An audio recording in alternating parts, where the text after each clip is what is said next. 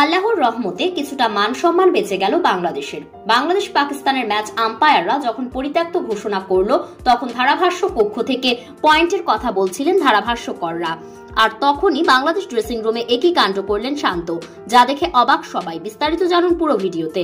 পাকিস্তান নিউজিল্যান্ডের ম্যাচ দিয়ে ICC champions ট্রফির পর্দা উঠেছিল। ভারতের বিপক্ষে নিজেদের প্রথম ম্যাচে ব্যাটিং ব্যর্থতায় বাজেভাবে হেরেছিল বাংলাদেশ। নিউজিল্যান্ডের বিপক্ষেও ঘটেছিল একই ঘটনা। এক ম্যাচে করেছিলেন 228, অন্য ম্যাচে করেছিলেন 236 রান। দেখে মনে হচ্ছিল বাংলাদেশ যেন ব্যাটিং করতেই ভুলে গেছে। অথচ টুর্নামেন্টের একই মঞ্চে ক্রিকেটের জন্মদাতা ইংল্যান্ডকে পিটিয়ে তক্তা বানিয়েছে আফগান ব্যাটাররা। এদিকে বাংলাদেশ পাকিস্তানের নিয়ম রক্ষার ম্যাচ পরিত্যক্ত হয় বৃষ্টির কারণে, আর এক এক পয়েন্ট করে ভাগাভাগি হয় বাংলাদেশ পাকিস্তানের মাঝে। আর তাতেই যেন খুশিতে আত্মহারা বাংলাদেশ অধিনায়ক নাজমুল হোসেন শান্ত। আর তখন বাংলাদেশের ড্রেসিং রুমে দেখা গিয়েছিল কেউ কোচকে নিয়ে ব্যস্ত, আবার কেউ সেলফি তোলা নিয়ে ব্যস্ত।